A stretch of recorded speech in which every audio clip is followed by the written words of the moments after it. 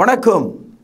தேசிய வேதாகம கல்லூரி மாணவ கண்மணிகளே, தோழர்களே, அருமை பெற்றோரே, உலகளாவிய என் தமிழ் சொந்தங்களே, உங்கள் அனைவருக்கும் என்னுடைய நெஞ்சார்ந்த முதற் வணக்கத்தை தெரிவித்து கர்த்தராகிய இயேசு கிறிஸ்துவின் நாமத்திலே உங்களை நான் ஆசீர்வதிக்கிறேன். காலம் பொல்லாதது, காலம் விரைந்து செல்கிறது, நம்முடைய நாட்கள் முடிவடைகிறது. அவசர கதியாக நாம் வாழ்ந்து கொண்டிருக்கிறோம். கர்த்தராகிய இயேசுவினுடைய வருகைக்காக சபையானது விழிப்புடனே காத்திருக்கிறது. இந்த நாட்களில் வான்வழி வகுப்புகளாக கொரிந்தியருக்கு எழுதிய 2வது நிருபம் 12வது அதிகாரம் முதல் 21 வசனங்களை நாம் இன்றைக்கு தெரிந்து கொள்கிறோம். 2 கொரிந்தியர் 12வது அதிகாரம் முதல் 2 வசனங்களை வாசிக்கிறேன், கவனியுங்கள்.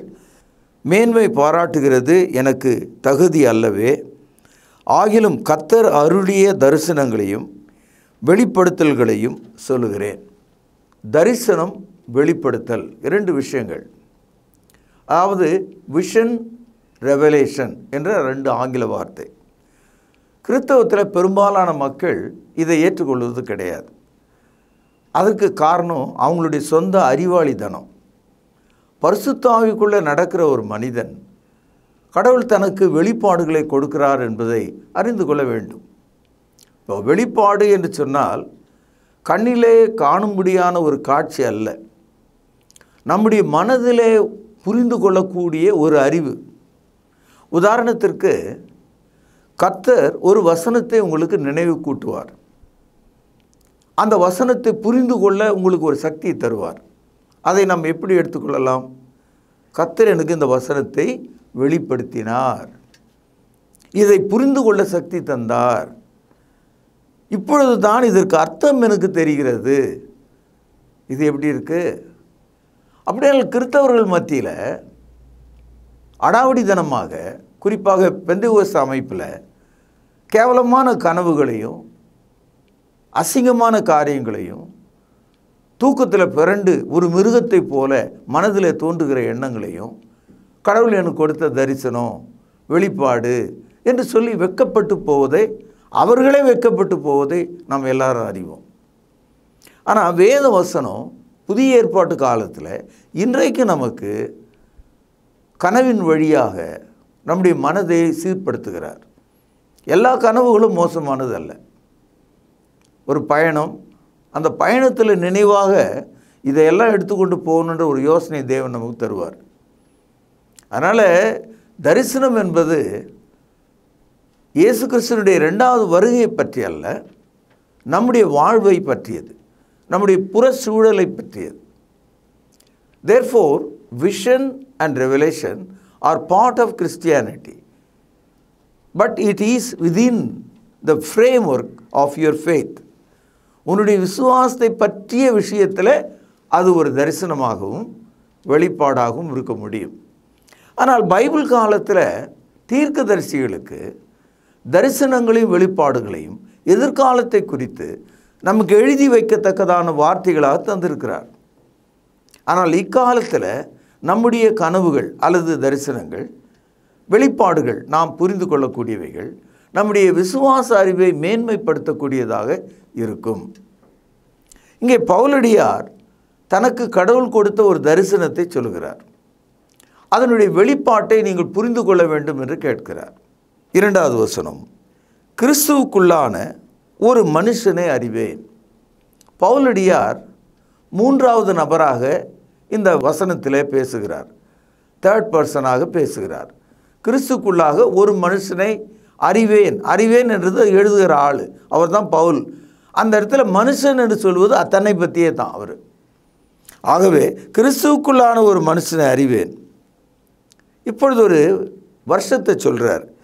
அவன் 14 வருஷத்திற்கு முன்னே, இந்த இடத்துல 14 வருஷத்துக்கு முன்னே என்று சொல்லும்போது இந்த சம்பவம் நடந்து 14 ஆண்டுகள் ஆயிற்று. 14 வருஷத்துக்கு முன்னே 3ஆம் வானம் வரைக்கும் எடுக்கப்பட்டான். யூதர்கள் மத்தியில் பல நம்பிக்கைகள் இருந்தது. அதில் ஒன்று, கடவுளுடைய ராஜ்யம் 7 அடுக்குகளாக 7 வானங்களாக இருக்கிறது என்ற ஒரு நம்பிக்கை இருக்கிறது. அதை பற்றி எனக்கு தெரியாது, ஆனால் அது அவர்களுடைய நம்பிக்கை. ஆனால் இங்கே பவுலடியார் 3வது வானம் என்று சொல்கிறார். அந்த 3வது வானத்தை அவரே பரதீஸ் என்றும் சொல்லுகிறார். ஆகவே இந்த தரிசனத்தை நாம் கர்த்தருடைய வார்த்தையாக ஏற்றுக்கொள்கிறோம். ஏனென்றால் அப்போஸ்தலனாகிய பவுல் தேவ ஆவியினால் ஏவப்பட்டு வார்த்தைகளை நமக்கு தருகிறார். அதில் தன்னுடைய சொந்த வாழ்க்கையில் நடந்த ஒரு சம்பவத்தை, 14 ஆண்டுகளுக்கு முன்னால் நடந்த ஒரு சம்பவத்தை இங்கே அவர் குறிப்பிடுகிறார். இந்த 3வது வானம் வரைக்கும் எடுத்துக்கொள்ளப்பட்ட போது அவரே சொல்கிறார், அவன் சரீரத்தில் இருந்தானா, சரீரத்துக்கு புறம்பே இருந்தானா, அது கடவுளுக்கு தான் தெரியும். காரணம் என்னன்னா, அப்போஸ்தலர் நடபடிகள் 14ஆம் அதிகாரம் 19வது வசனம். பின்பு அந்தியோகியாவிலும் இக்கோனியாவிலும் இருந்து சில யூதர்கள் வந்து ஜனங்களுக்கு போதனை செய்து பவுலை கல்லெறிந்து அவன் மரித்து போனான் என்று எண்ணி அவனை பட்டணத்துக்கு வெளியே இழுத்து கொண்டு போனார்கள். அதாவது கல்லால் எறிந்து அவன் செத்து போய்விட்டதாக நினைத்து ஒரு நாயைப் போல அவனுடைய காலை பிடித்து இழுத்து பட்டணத்துக்கு வெளியே போட்டு விட்டார்கள். ஆனாலும் கடவுள் அவனுக்கு உயிர் கொடுத்தார். அதை அடுத்த வசனத்தில் நாம் பார்க்கிறோம். சீஷர்கள் அவனை சூழ்ந்து நிற்கையில் அவன் எழுந்து பட்டணத்திற்குள்ளே பிரவேசித்தான். மறுநாளில் பர்னபாவோடு கூட தெர்பைக்கு புறப்பட்டு போனான். அதாவது இந்த அந்தியோகியாவிலிருந்து வந்த யூதர்கள் பவுலை கல்லெறிந்து கொன்றார்கள். ஆல்மோஸ்ட் இஸ் டெட், செத்து விட்டான் என்று நினைச்சு அவனை விட்டுட்டு போயிட்டாங்க. ஆனால் அவன் எழுந்து பிறகு பட்டணத்துக்குள்ளே போனார். அதாவது அவன் செத்து விட்டான் என்று அவனை விட்டார்களே, அந்த சூழலில் உண்மையிலே அவன் செத்து தான் போயிட்டான். ஆனால் கடவுள் அவனுக்கு உயிர் தந்தார். செத்தவனுக்கும் உயிர் பெறுவதற்கும் இடைக்காலத்தில் நடந்த சம்பவத்தை தான் இங்கே அவர் குறிப்பிடுகிறார். அந்த மனுஷன் உயிரோடு இருந்தானா, சரீரத்தில் இருந்தானா, சரீரத்துக்கு வெளியே இருந்தானா? காரணம், நம்முடைய சரீரம் வெளியே இருக்குது, நம்முடைய ஆவி அதற்கு உள்ளே இருக்குது. ஆவி வெளியே போனால் சரீரம் அங்கேயே தான் இருக்கும். ஆவி உள்ளே வந்தால் சரீரம் மறுபடியும் எழுந்திருக்கும். ஒரு ஆள் செத்தான் அப்படின்றதுக்கு என்ன அடையாளம்? அவன் உயிர் போயிட்டுதுன்னு அர்த்தம், ஆவி வெளியே போயிடுச்சுன்னு அர்த்தம். ஆகவே ஆவி வெளியே சென்று ஆவி மீண்டும் வந்திருக்கிறது. ஆகவே தான் சொல்கிறாரு, அவன் சரீரத்தில் இருந்தானா, சரீரத்துக்கு புறம்பே இருந்தானா என்று தெரியல, ஆனால் அந்த தரிசனத்தை நான் கண்டேன். இப்பொழுது 3ஆம் வசனம். அந்த மனுஷன் பரதீசுக்குள் எடுக்கப்பட்டு மனுஷர் பேசப்படாததும் வாக்கு கட்டாததுமாகிய வார்த்தைகளை கேட்டான் என்று அறிந்திருக்கிறேன். அவன் சரீரத்தில் இருந்தானா, சரீரத்துக்கு புறம்பே இருந்தானா, அதை அறியேன், தேவன் அறிவார். இப்பொழுது 2வது வசனத்தில் 3வது வானம் என்று சொன்னார். 2வது வசனத்தில் 3வது வானம் என்று சொன்னார், தேர்ட் ஹெவன் என்று சொன்னார். 2வது வசனத்தில் தேர்ட் ஹெவன் என்று சொன்னார்.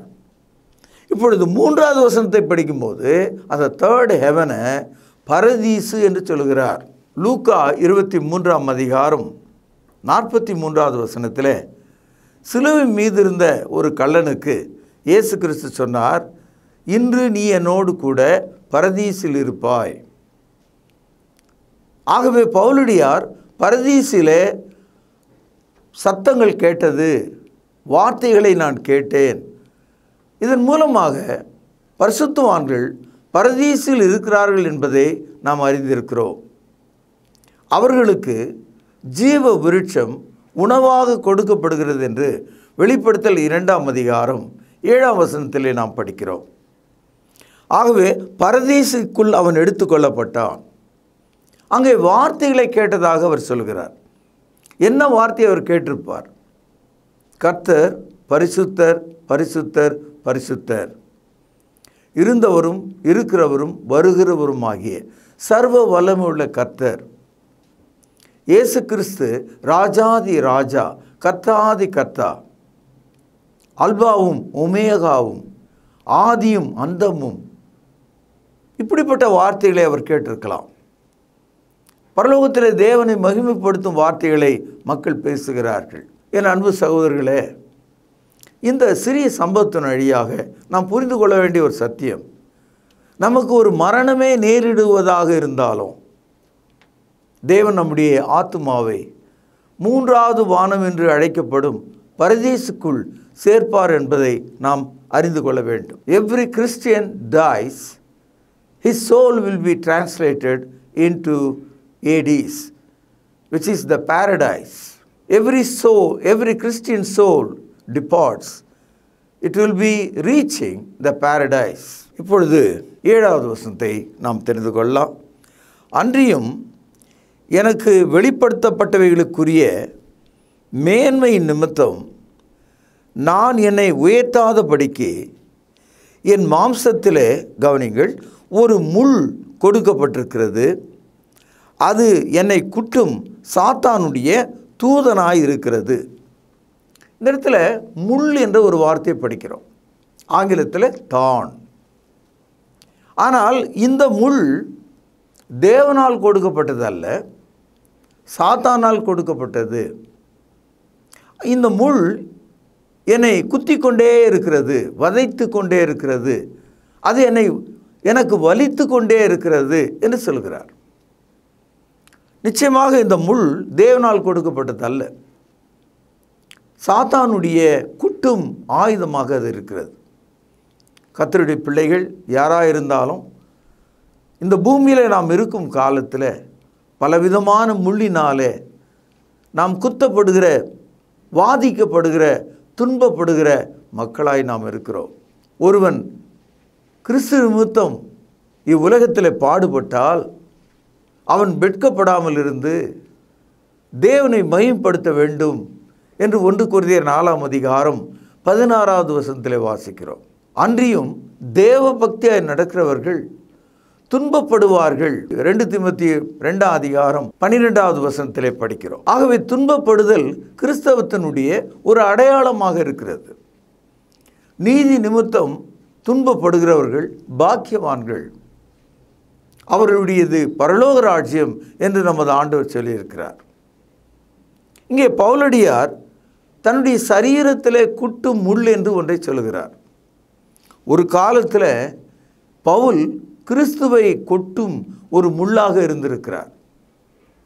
Before Apostle Paul's conversion, he was a thorn pricking the body of Jesus Christ. அப்போஸ்தலர் நடபடிகள் 9ஆம் அதிகாரம் 4-5 வசனங்கள். அவன் தரையிலே விழுந்தான். அப்பொழுது சவுலே, சவுலே, நீ என்னை ஏன் துன்பப்படுத்துகிறாய் என்று அவனோடு சொல்லுகிற ஒரு சத்தத்தை கேட்டான். அதற்கு அவன், ஆண்டவரே, நீர் யார் என்றான். அதற்கு கர்த்தர், நீ துன்பப்படுத்துகிற இயேசு நானே, முள்ளில் உதைக்கிறது உனக்கு கடினமாம் என்றார். இந்த வசனத்தில் இயேசு கிறிஸ்துவை குட்டும் முள்ளாக சவுல் எனப்பட்ட அந்த மனிதன் இருந்திருக்கிறான். ஏனென்றால் அவன் சபையில் அநேகரை கொன்று சபையை மிகவும் பாழ்படுத்தி கொண்டிருந்தான் என்று நாம் படிக்கிறோம். இதை அப்போஸ்தலர் நடபடிகள் 8ஆம் அதிகாரம் 3வது வசனம், சவுல் வீடுகள் தோறும் நுழைந்து புருஷரையும் ஸ்திரீகளையும் இழுத்து கொண்டு போய் காவலில் போடுவித்து சபையை பாழாக்கி கொண்டிருந்தான். சபையில் அநேகரை கொன்றும் இருக்கிறான். இதையெல்லாம் நான் அறியாமல் செய்து விட்டேன் என்று பவுலுடைய பிற்காலத்தில் மனம் வருந்துவதை நீங்கள் பார்க்கலாம். 1 தீமோத்தேயு 1ஆவது அதிகாரம் 13வது வசனம், முன்னே நான் தூஷிக்கிறவனும் துன்பப்படுத்துகிறவனும் கொடுமை செய்கிறவனுமாயிருந்தேன். அப்படி செய்திருந்தும் நான் அறியாமல் அவிசுவாசத்தினாலே அப்படி செய்தபடியினால் இரக்கம் பெற்றேன். Apostle Paul, before his conversion, he was a thorn to the church of God. தேவனுடைய சபைக்கு அப்போஸ்தலனாகிய பவுல் ஒரு காலத்தில் ரட்சிப்புக்கு முன்னால் ஒரு குத்து முள்ளாக இருந்திருக்கிறார். இப்பொழுது அவர் குணப்பட்ட பிறகு சாத்தான் அவனை விடுவதாக இல்லை. அவனை குத்து முள்ளாக சாத்தான் வந்து விட்டான். பொறுத்து பார்த்தாரு. எவ்வளோ நாளைக்கு பொறுக்க முடியும்? தாங்க முடியாத வேதனை. நம்ம வீட்டில் தண்ணீர் கொதிக்கும்போது, பால் கொதிக்கும்போது மேலே இருக்கிற மூடி தூக்கி எறியப்படுகிறது. காரணம், நீராவி அதை தூக்குகிறது. அதுபோல் மனிதனுடைய வாழ்க்கையில் துன்பமும் வேதனையும் வலியும் வாய்விட்டு கதற செய்கிறது. தாரை தாரையாக கண்ணீர் வழிகிறது. தரையில் விழுந்து புரள வேண்டியதாக இருக்கிறது. கூச்சலிட வேண்டியதாக இருக்கிறது. ஏனென்றால் வலி தாங்க முடியாமல் நாம் அலறுகிறவர்களாக இருக்கிறோம். ஆனால் தேவன், அப்போஸ்தலனாகிய பவுல் இந்த முள்ளினால் வேதனைப்பட்டதை அறிந்திருக்கிறார். பவுலடியார் சொல்கிறார், 2 கொரிந்தியர் 12வது அதிகாரம் 8வது வசனம், அது என்னை விட்டு நீங்கும்படிக்கு நான் 3 தரம் கர்த்தரிடத்திலே வேண்டிக் கொண்டேன். என் அன்பு சகோதரர்களே, நம்முடைய ஜெபங்களில் ஆண்டவருடைய சமூகத்தில் 3 முறை மட்டும்தான் ஜெபிக்க வேண்டுமா என்று கேட்டால் இல்லை. நீங்கள் எத்தனை முறை வேண்டுமானாலும் கேட்கலாம். அது உங்களுடைய விசுவாசத்தை பொறுத்த விஷயம். நான் எப்போதும் என் தேவைகளை ஆண்டவரிடத்தில் கேட்பேன். ஏனென்றால் நான் ஒரு அப்போஸ்தலன் கிடையாது. நான் ஒரு அப்போஸ்தலன் கிடையாது. அப்போஸ்தலனுடைய அதிகாரம் என்னிடத்தில் இல்லை. நான் ஒரு சாதாரண கிறிஸ்தவன், உங்களைப் போல என்னைப் போல. ஆகவே நாம் தேவனிடத்தில் நம்முடைய தேவைகளுக்காகவும் வலிகளுக்காகவும் வியாதிகளுக்காகவும் சுகத்துக்காகவும் அனுதினமும் நோக்கி பார்க்கிறவர்களாக இருக்க வேண்டும். நான் 3 முறை கேட்டேன் என்று சொல்கிறார். கர்த்தர் அதை காதிலே வாங்கி கொள்ளவில்லை. கர்த்தர் அவனுக்கு பதில் கொடுக்கவில்லை. அப்படி இல்லை. நீதிமானுடைய விண்ணப்பங்களுக்காக கர்த்தருடைய செவிகள் திறந்திருக்கிறது என்று நாம் படிக்கிறோம். பவுலப்போஸ்தலருடைய வேண்டுதலை கர்த்தர் கேட்டார். அவனுக்கான பதிலை கொடுத்தார். அந்த பதில் தான் ஆச்சரியமாக இருக்கிறது. அவர் என்ன சொல்கிறார்? அந்த முள் குத்துகிறதே, அந்த குத்துகிற இடத்தில் ஏற்படுகிற வலியோட அந்த வேதனையோட என்னுடைய கிருபையை நான் உனக்கு தருகிறேன். அந்த கிருபை அந்த வலியை மறக்க செய்துவிடும். அந்த கிருபை அந்த முள்ளை விட மேன்மை உள்ளதாக உனக்கு இருக்கும். Instead of suffering, you can glorify God. நீ வலியினால் கதறுவதை விட்டு பரிசுத்த ஆவினால் தேவனை மகிமைப்படுத்தலாம். கவனிப்போம். 9வது வசனம், 12ஆம் அதிகாரம் 9வது வசனம். அதற்கு அவர், என் கிருபை உனக்கு போதும். இந்த இடத்துல ஆங்கிலத்தில் எப்படி வந்திருக்குன்னா, மை கிரேஸ் இஸ் சஃபிஷியன்ட் என்று வந்திருக்கிறது. இந்த போதும் என்ற வார்த்தை எப்படின்னா, நம்ம வீட்டில் இருக்கிற எல்லா பாத்திரங்களிலும் தண்ணி பிடிச்சி வச்சா குறைவில்லாமல் எல்லாத்துலேயும் பிடிச்சிட்டோம்னா அதுக்கு மேலே பாத்திரம் இல்லை, வேறு பாத்திரம் இல்லை, எல்லாம் ரொம்பி போச்சு. போதும் என்பது அதான். ஒரு பெரிய அண்டாவில் மட்டும் தண்ணி, மீதியில் எல்லாம் காலியாக இருந்தால் அது போதும் இல்லை. போதும் என்ற சொல் முழுமையான நிறைவை காட்டுகிறது. வேறு பாத்திரம் இல்லை என்பதை காட்டுகிறது. மை கிரேஸ் இஸ் சஃபிஷியன்ட் என்று சொல்கிறார். என் கிருபை உனக்கு போதும். அது போதுமானது. என் அன்பு சகோதரர்களே, இந்த கிருபை என்ற வார்த்தை கிறிஸ்தவ வேதத்தில் நாம் படிக்கிற ஒரு வார்த்தை. மற்ற எல்லா மதங்களிலும் வேறு மாதிரியான சொற்கள் இருக்கிறது. உதாரணமாக இரக்கம் போன்ற சொற்கள், தயவு போன்ற சொற்கள், அன்பு போன்ற சொற்கள், இது மாதிரிலாம் இருக்குது. ஆனால் பைபிளில், குறிப்பாக புதிய ஏற்பாட்டில் கிருபை என்ற ஒரு சொல், இது கிறிஸ்தவ சொல். பைபிளுக்கே உரிய 2 வித்தியாசமான சொற்கள், விசுவாசம், கிருபை. காரணம், ஒரு மனிதன் தானாக தேவனை விசுவாசிக்க முடியாது. தானாக ஒரு மனிதன் கிருபையை அடைய முடியாது. Man by himself cannot believe. Man by himself cannot have grace. கிறிஸ்தவத்தினுடைய அடிப்படையான உயர்ந்த ஆரோக்கியமான ஐஸ்வர்யமுள்ள உபதேசங்களில் ஒன்று கிருபை. ஆங்கிலத்தில் கிரேஸ் என்ற அந்த சொல்லுக்கு கிரேக்க மொழியில் சாரிஸ் என்று சொல்கிறார்கள். இந்த கிருபை அல்லது இந்த கிரேஸ் என்ற சொல்லுக்கு என்ன அர்த்தம்னு பார்த்தோம்னா, கடவுள் மனிதனுக்கு தானாக இரக்கப்பட்டு கொடுப்பது. God's unmerited favour. ஆளை பார்த்து கொடுக்கறதில்ல, முகத்தை பார்த்து கொடுக்கறதில்ல, விருப்பப்பட்டு தேவன் கொடுப்பது. எல்லாத்தையும் நாம் மனிதர்கள் சம்பாதிச்சிடலாம், கிருபை சம்பாதிக்க முடியாது. அதனால்தான் கிறிஸ்தவம் கிருபையின் மார்க்கம். கிறிஸ்தவத்தில் போதிக்கிற ரட்சிப்பு கிருபையின் ரட்சிப்பு,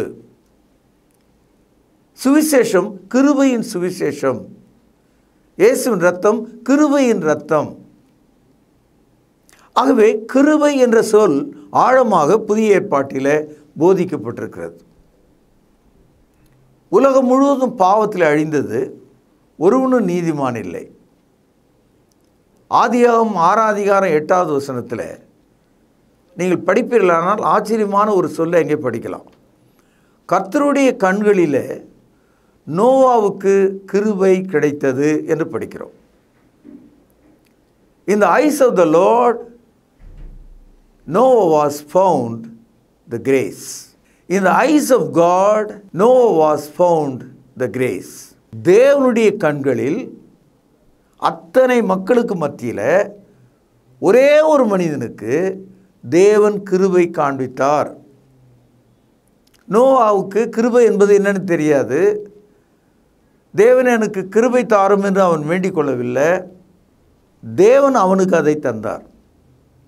அவனுக்கு மட்டுமல்ல, புதிய ஏற்பாட்டுக்குள்ளே நாம் வரும்போது உலகத்திற்கு எல்லா மனுஷருக்கும் இயேசு கிறிஸ்துவினுடைய சிலுவை மரணத்தை ஒப்புக்கொள்ளும்போது, அவருடைய அடக்கத்தையும் உயிர்த்தெழுதலை நீங்கள் விசுவாசிக்கும் போது, இந்த கிருபை எல்லார் மேலும் பலித்து விடுகிறதாம். பழைய ஏற்பாட்டு காலத்தில் தேவன் கிருபையை அவருக்கு விருப்பப்பட்ட ஒருவனுக்கு கொடுத்தார். ஆனால் புதிய ஏற்பாட்டு காலத்தில் இந்த கிருபையை விசுவாசிக்கிற யாவர் மேலும் தேவன் கொடுக்கிறார். இதுதான் கிறிஸ்தவம். This is what all about Christianity. ரோமருக்கு எழுதிய நிருபம் 3:24 இலவசமாய் ஃப்ரீலி அவருடைய கிருபையினாலே பை ஹிஸ் கிரேஸ் கிறிஸ்து இயேசுவில் உள்ள மீட்பை கொண்டு, மீட்பு என்பது ரிடம்ஷன், நீதிமான்களாக்கப்படுகிறார்கள், ஆர் ஜஸ்டிஃபைட். அதாவது கிருபை விசுவாசிக்கிற மனிதனுக்கு நீதியை வழங்கக்கூடியதாக இருக்கிறதாம். தேவனிடத்தில் விசுவாசம் வைக்கிற ஒரு மனிதனுக்கு இலவசமாக எந்த செயலும் இல்லாமல், நோவா என்ன செயல் செய்தார் அந்த கிருபையை பெறுவதற்கு? எதுவும் செய்யலை. அதுக்கப்புறம் தான் அவர் பேழையை கட்டினார். ஆகவே எந்த ஒரு கிரியை செய்யாமல் பாவியை நீதிமானாக்கிற தேவனிடத்தில் விசுவாசம் வைத்தால் அந்த விசுவாசமே அவனுக்கு நீதியாக எண்ணப்படும். ரோமர் 4:5. இப்பொழுது ரோமருக்கு எழுதிய நிருபம் 3:22. அது இயேசு கிறிஸ்துவை பற்றும் விசுவாசத்தினாலே, கவனிகள், பலிக்கும் தேவ நீதியே விசுவாசிக்கிற எவர்களுக்குள்ளும் எவர்கள் மேலும் பலிக்கும், வித்தியாசமே இல்லை. ஆக தேவனுடைய கிருபை நம் மீது பலிக்கிறதாம். ஒரே ஒரு கண்டிஷன், நீங்கள் விசுவாசம் உள்ளவர்களாக இருக்க வேண்டும். விசுவாசம் தேவனுடைய வார்த்தையினாலே நமக்கு வருகிறது. ரோமர் 10:17. விசுவாசம் இல்லாமல் தேவனுக்கு பிரியமாக இருக்கிறது கூடாத காரியம். எபிரேயர் 11:6. விசுவாசம் நம்மை ஜீவனுள்ள தேவனை நோக்கி நம்மை நகர்த்துகிறது. எபிரேயர் 6:2. ஆகவே விசுவாசத்தினாலே நாம் தேவனுக்கு பிரியமாக இருக்க முடியும். விசுவாசம் நம்மை கிருபையை நோக்கி செல்கிறது. கிருபை நமக்கு நீதியை வழங்குகிறது, மீட்பை வழங்குகிறது. எபேசியர் 2:8 பாருங்கள். கிருபையினாலே, இப்போ கிருபைன்றது ஒரு சொல் தானே. நாளே என்பது ஆங்கிலத்தில் பை, அதாவது கிருபையின் வழியாக, பை கிரேஸ். கிருபையினாலே விசுவாசத்தை கொண்டு, விசுவாசம் என்பது ஒன்று, இந்த இடத்துல கொண்டு என்பது ஆங்கிலத்தில் த்ரூ, மூலம். கிருபையினாலே விசுவாசத்தை கொண்டு, பை கிரேஸ் த்ரூ ஃபெய்த், ரட்சிக்கப்பட்டீர்கள். அப்படியானால் தேவன் நம்முடைய ரட்சிப்பை, நம்முடைய பங்காக விசுவாசத்தையும் தேவனுடைய பங்காக கிருபையும் அளிக்கிறார். Grace is God's portion, faith is man's portion. Grace and faith makes you a eternal salvation. கிருபையும் விசுவாசமும் ஒன்று சேரும்போது அது உங்களுக்கு நித்திய ரட்சிப்பாக மாறுகிறது. ஆனால் கிருபையினாலே விசுவாசத்தை கொண்டு ரட்சிக்கப்பட்ட மனிதன் எந்த ஒரு சூழ்நிலையிலும் தேவனை ரட்சித்ததுக்கு என்னுடைய விசுவாசம் காரணம், என்னுடைய நற்கிரியை காரணம், என்னுடைய அறிவு காரணம், ஞானம் காரணம், வசதி காரணம், ஐஸ்வர்யம் காரணம், நான் நல்லவன் என்பதனாலே என்றெல்லாம் நீங்கள் சொல்லக்கூடாது. ஏனென்றால் நாம் சொல்கிற இந்த எந்த ஒரு காரியமும் தேவன் கொடுக்கிற ஈவு அந்த ரட்சிப்புக்கு, தேவன் கொடுக்கிற ஈவு அந்த கிருபைக்கு சமமானது அல்ல. You cannot boast of your work, what God is giving the grace. ஆகவே தேவன் கொடுக்கிற அந்த கிருபைக்கு சமமாக நம்முடைய செயல்கள் எதுவும் கிடையாது. அதனால் கிருபையினாலே விசுவாசத்தை கொண்டு ரட்சிக்கப்பட்ட மனிதன் எந்த ஒரு சமயத்திலும் பெருமை பாராட்ட முடியாது. இதுதான் கிறிஸ்தவத்துக்கும் இந்து மதத்துக்கும் உள்ள வேறுபாடு. இந்து மதத்தில் ஒரு மனிதன் என்ன நினைக்கிறான், கடவுள் முன்கூட்டியே அவனுக்கு அவனுடைய தலையில் கர்மம் என்ற வினையை எழுதியிருக்கிறார். ஆகவே சிலர் நல்லவர்களாகவும் பலர் கெட்டவர்களாக இருக்கிறார்கள் அப்படின்னு அவங்க நினைக்கிறாங்க. ஆனால் எந்த மனிதனுடைய தலையின் மீதும் முன்கூட்டிய கடவுள் நல்லவன் கெட்டவன் என்று எதையும் எழுதலை. ஆனால் எல்லா மனிதனுக்காகவும் கிருபையை வெளிப்படுத்துகிற தேவன் சிலுவையை விசுவாசிக்கிற ஒரே ஒரு காரணத்திற்காக கிரியைகள் இல்லாமல் நம்மை ரட்சிப்புக்குள்ளே வழி நடத்துகிறார். எபேசியர் 2:9 ஒருவரும் பெருமை பாராட்டாதபடிக்கு இது கிரியைகளினால் உண்டானது அல்ல. 9 எதை பற்றி பேசுகிறது? நம்முடைய ரட்சிப்பை பற்றி. நம்முடைய ரட்சிப்பு எப்படி கிடைத்தது? கிருபையினாலே விசுவாசத்தை கொண்டு. ஆக இந்த ரட்சிப்பை குறித்து ஒருவரும் பெருமை பாராட்டாதபடிக்கு இது கிரியைகளினால் உண்டானது அல்ல. அப்படின்னா நம்முடைய செயல்களினாலே, நம்முடைய முயற்சிகளினாலே, நம்முடைய பிறப்பினாலே, நம்முடைய குடும்ப அந்தஸ்தினாலே நமக்கு இதை தேவன் தரவில்லை. ஒரு நல்ல கிரியை பார்த்து நோவாவுக்கு தேவன் கிருபை கொடுக்கவில்லை. ஆகவே அன்பு சகோதரர்களே, ஒருவரும் பெருமை பாராட்டாதபடிக்கு இது கிரியைகளினால் உண்டானது அல்ல. கிறிஸ்தவத்தில் 2 போதனைகள் இருக்கு. கிறிஸ்தவத்தில் 2 போதனைகள் இருக்கிறது. ஒன்று மார்க்க போதனை, இன்னொன்று மத போதனை. இந்த மதத்தில் 2000 வகையான பிரிவுகள் இருக்குது. அவங்க என்ன நினைக்கிறாங்க, ஒரு முறை கிருபையினால் ரட்சிக்கப்பட்ட ஆள் அவன் என்ன பாவம் செய்தாலும் என்ன அக்கிரமம் செய்தாலும் எப்படி இருந்தாலும் அவன் மோட்சம் போயிடுவான். எப்படி டிக்கெட் வாங்கின ஆள் ட்ரெயின் ஏறி போயிடுறானோ, ஏன்னா டிக்கெட் இருக்குது இல்லையா, ஆகவே அடுத்த ட்ரெயின்லேயாவது ஏறி போயிடலாம், அது மாதிரி பரலோகத்துக்கு போயிடலாம் அப்படின்னு அவங்க நினைக்கிறாங்க.